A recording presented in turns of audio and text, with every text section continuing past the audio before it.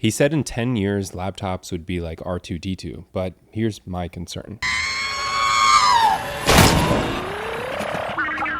Jensen Huang unveiled next-generation AI chips for agents. AI agents can do things. They could schedule a trip for you or edit a video all the while you're away from your computer doing something else. Right now, this kind of processing is largely off the computer, but in the future, they will be built into our computers. This means that computers could start feeling a little bit more lifelike. And in my last video, I talked about how some AI models feel more human than actual humans when compared to each other. Well, if you can't tell, does it matter?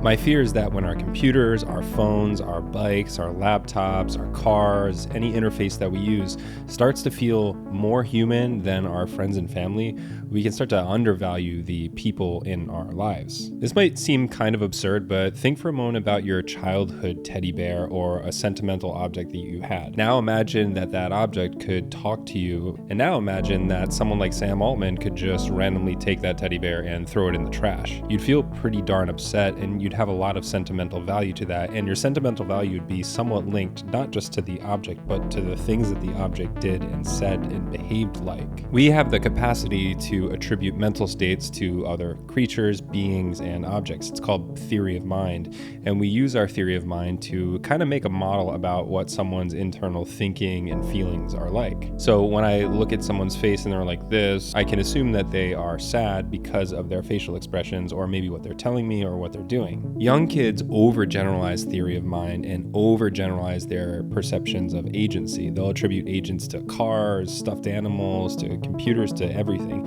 And then as they get older, they start to wean that down.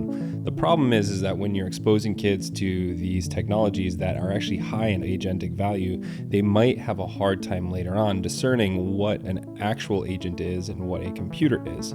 And this is even more complicated by the fact that maybe in the future, some of these objects that we interact with might gain agent status. So this paper suggests that maybe what we should do is that when we introduce kids to AI, we should not allow them to have any memory of the prior interactions that they had, and make sure that the AI is very minimally anthropomorphized and not cute in any way. I think agents could have the potential to transform the world for the better, but it's really important that we understand how fire works before we get burnt.